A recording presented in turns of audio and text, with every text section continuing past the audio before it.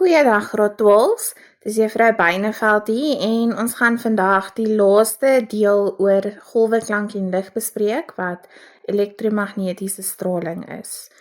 Wat moet ons alles van elektromagnetiese straling af weet? Die eerste ene is, ons moet weet wat is elektromagnetiese straling. Dan moet ons die eienskappe daarvan ken. Ons moet die spektrum ken. Met ander woorde die verskillende tipes elektromagnetiese straling wat daar is.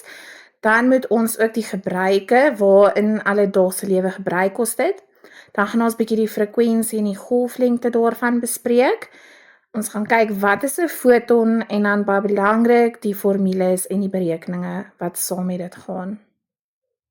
So kom ons kyk nou wat is elektromagnetiese golwe en waaruit bestaan dit.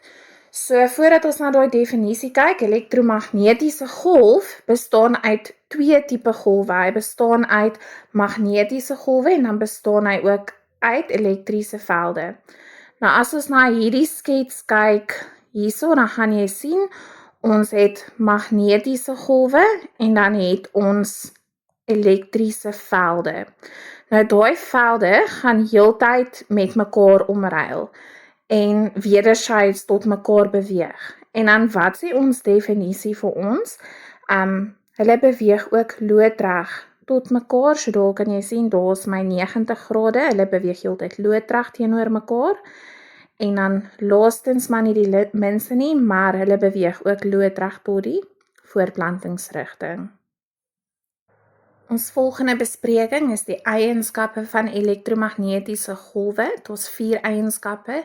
Jy moet hulle leer en jy moet hulle ken. Nou die eerste eienskap waarna ons kyk is dat golwe is transversale golwe. So as jy nou gaan kyk na hierdie sketsie, dan gaan jy sien, hulle beweeg transversaal. Transversaal, in graad 8 het ons geleer dat dit beweeg loodreg tot die voortplantingsrigting. Goed. Ons tweede eienskap is dat dit kan deur 'n vakuum beweeg. 'n Vakuum is leesbaar. Met ander woorde, daar's niks. As ons na hierdie prentjie hierso kyk, dan sien ons kan die son sien. Hoekom kan ons die son sien as daar in die ruimte basies niks is nie, daar's 'n vakuum. Met ander woorde, lig het nie partikels of deeltjies nodig om voort te plant nie. Hy kan deur 'n vakuum beweeg, want dit is self deeltjies wat beweeg. Ons derde eienskap is dat lig het 'n spoed waarteen hy beweeg en die spoed van lig is 300 miljoen meter per sekonde. Dit is blerrie vinnig. So hierdie waarde word ook op jou formuleblad vir jou gegee. Jy gaan hom sien, hy sê C is gelyk aan 3 maal 10 tot die mag 8. Goed, dan ons laaste eienskap. Dit is wanneer ons gaan kyk na sy frekwensie en sy golflengte. So ouens, as hy 'n kort frekwensie, 'n kort golflengte het, dan gaan hy 'n hoë frekwensie hê. Byvoorbeeld, kort golflengtes lyk so en dan langer golflengtes gaan so lyk. So ons kan sien daai ouetjie daar gaan 'n hoë frekwensie hê en dan hierdie ouetjie gaan 'n lae frekwensie hê. Goed, dan gaan ons nou kyk waar word elektromagnetiese straling gebruik en wat is die spektrum. So die eerste ene waarna ons gaan kyk is radiogolwe en ouens, as ons radio hoor, dan dink ons klaar aan seine wat gestuur word. So ouens, dis basies enige iets soos radio-uitsendings, dit is televisieseine, DStv, enige tipe vorm van telekommunikasie. Goed. My volgende voorbeeld is mikrogolwe. En ons ken 'n mikrogolf want ons is baie lief daarvoor om ons noedels in 'n mikrogolf gaar te maak. Maar eintlik enige kos kan jy gaar maak nou in 'n mikrogolfoond. Maar hulle gebruik dit ook wel in satellietkommunikasie. Goed, ons volgende voorbeeld is dan infrarooi. Nou, baie interessant, ek weet nie of die nuwe fone dit dan wys nie, maar die ou fone, as jy sy kamera aansit en jy vat jou TV remote en jy druk 'n knoppie, dan kan mens eintlik die infrarooi strale sien deur jou foon se kamera.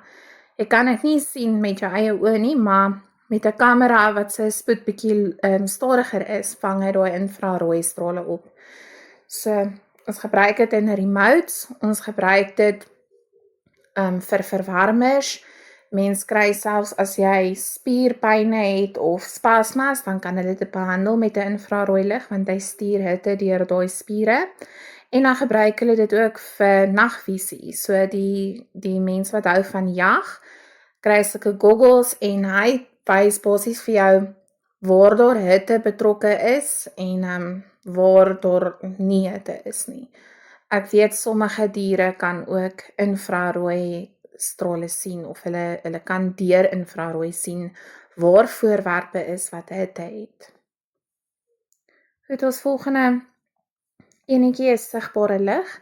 'n Sigbare lig dit is wat ons as mens kan sien. Goed, so dis al die kleure van die reënboog: rooi, oranje, geel, groen, blou, indigo, violet. So al daai kleure het ook hulle eie verskillende frekwensies. Ons gaan nog daarby uitkom, maar dit gaan maar basies oor is wat ons as mens kan sien, en dan ook hulle gebruik dit in fotografie en dan in optiese vesels. Dan ons volgende een, dit is my persoonlik die interessantste enetjie, is ultraviolet. Nou, as jy na 'n glow in the dark partytjie toe gaan, dan het hulle gewoonlik sulke, dis of blou of pers ligte, en dan alles wat 'n ligte kleur of 'n neonkleur het, staan so uit. Nou, is dis wat ultraviolet ligte doen. So, ons kan dit gebruik in lampe. Dan, in die natuur, bye kan ook ultraviolet lig sien of deur middel van dit sien. Hulle gebruik dit om styfmeel op te spoor in blommetjies. So as jy nou gaan kyk na hierdie prentjie, daai is wat ons as mense sien, maar daai is wat bye sien. Bye kan sien presies waar die styfmeel lê. Goed. Dan ons volgende enetjie, hulle het sulke flitsies wat ook ultraviolet ligte in het. So as jy ook in die bos gaan bly of tent opslaan of so in die aand wil kyk of daar enige goggas in jou tent is, dan gebruik jy rooi flitsies en 'n skorpioen gaan dadelik ophelder. Is nie net skorpioene nie, party ander insekte begin ook so helder te skyn. So, dan kan 'n mens dadelik sien dat daai goed nou nie vir jou steek nie. Goed. Dan in badkamers, nie net in badkamers nie, kombuise, wanneer daar health inspections gedoen word, dan sal die mense ook met sulke ligte deur jou winkel of kombuis of so loop, en dan gaan hulle kan sien hoe skoon is jou plek, want 'n ultraviolet lig gaan al die kieme en bakterieë laat uitstaan. Ons laaste twee tipe strale waarna ons kyk is X-strale en dan gamma-strale. So X-strale word gebruik om te kyk of daar enige gebreekte bene is. Tandartse gebruik dit ook om na jou tandstrukture te kyk. Goed, en dan ons heel laaste ene is gamma-strale. Gamma-strale is die straal met die hoogste frekwensie. Hy is ook, so te sê, die gevaarlikste tipe straal wat daar is. So wanneer dokters opereer, dan is dit baie belangrik dat daai apparate wat hulle gebruik gesteriliseer is. Daar mag geen kieme of bakterie of enigiets op dit wees nie, sodat hulle septisemie kan voorkom of seker maak dat mense nie tydens operasie 'n infeksie kry nie. Die hartseer deel is, hulle gebruik dit ook vir kankerbestraling, maar ongelukkig, wat gebeur met kankerbestraling is, dit kan die kanker krimp of hy brand dalk deeltjies van die kanker weg. Maar ongelukkig beskadig dit ook die selle rondom die kanker. Dit is hoekom mense wat vir bestraling gaan ook so verskriklik siek raak. Vir die volgende punt waarna ons gaan kyk, is frekwensie en golflengte van elektromagnetiese straling. Goed, nou wat julle hier gaan sien is, ek het my verskillende stralings, radio, mikrogolf, infrarooi, sigbare lig, ultraviolet, X-strale en dan gamma-strale. Jy moet seker maak dat jy die orde ken, want hulle kan vir jou vra watter een van hierdie gaan die hoogste frekwensie hê, dit is jou gammastrale, en watter het jou laagste frekwensie, dit is jou radiostrale.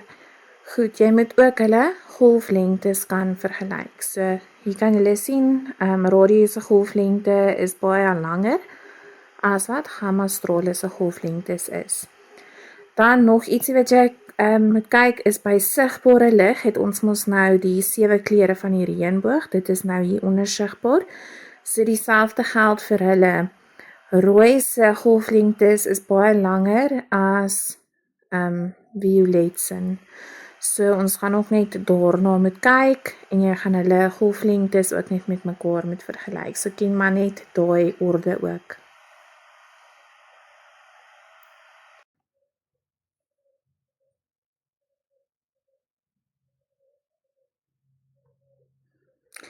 Goed, dan kan hulle van jou verwag om frekwensie of golflengte te bereken, of dan nou die spoed van 'n golf. En as ek nou hier praat van 'n golf, dan praat ek van 'n liggolf. So, die spoed van lig het ook 'n c. Dis daai wat ons nou net van gepraat het. Goed, ons gaan hierdie formule gebruik.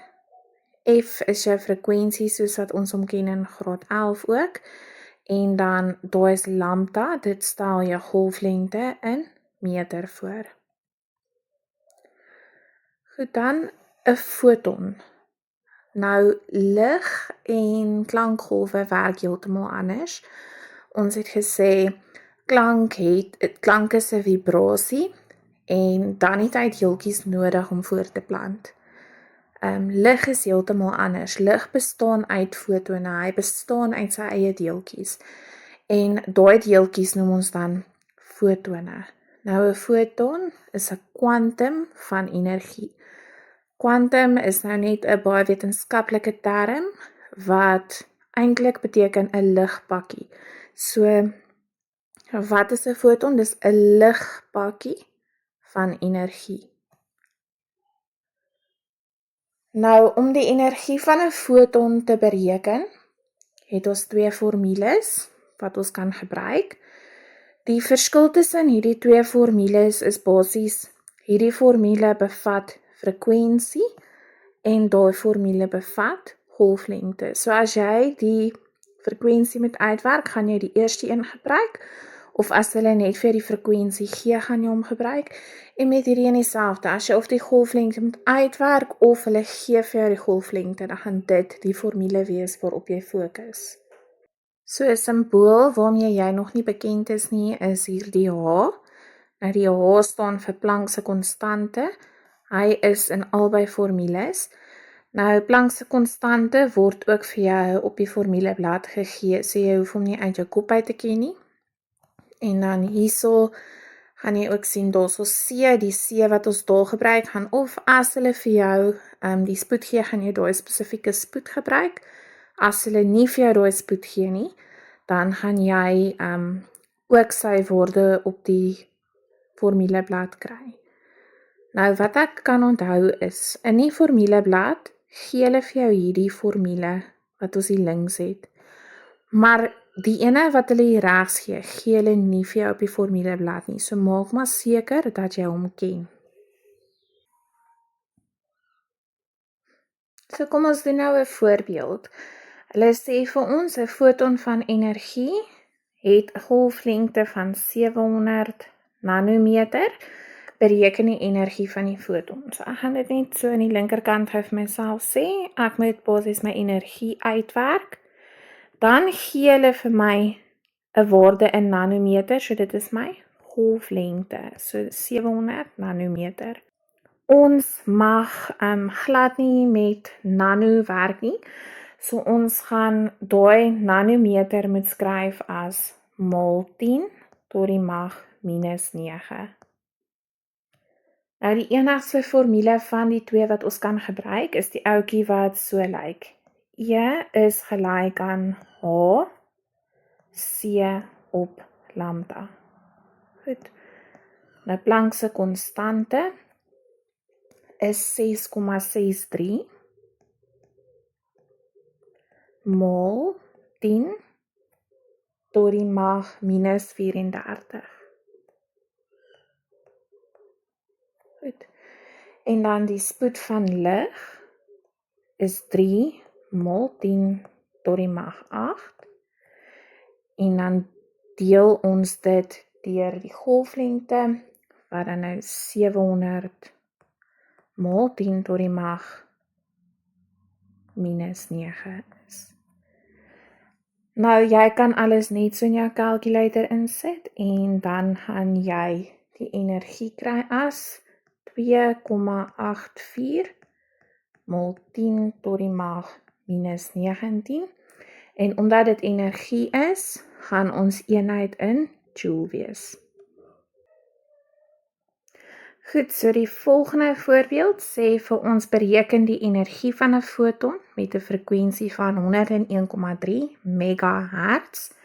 So, bereken energie, en dan gee hulle vir ons die frekwensie as 101,3 megahertz. Mega million, so jy mol hom met 'n miljoen, wat met ander woorde mol met 10 tot die mag 6 is, en dan hertz. Goed, nou gaan ons gebruik maak van die eerste formule, wat so lyk. E is gelyk aan H mol F. Dan sê ons Planck se konstante is 6,63 mol 10 tot die mag minus 34. Maak my hakkie toe, en dan kan ek nou my frekwensie insit as 101,3 mol 10 tot die mag 6. Goed, en as ons dan nou hom uitwerk, dan gee dit vir my 6,72 mol 10 tot die mag minus 26 joules. Baie dankie matrieks, ons is nou klaar met die hele hoofstuk van golwe, klank en lig. Baie sterkte met julle eksamenvoorbereiding, en weet julle leer hard, so doen net jou beste en God sal die res doen. Baie dankie.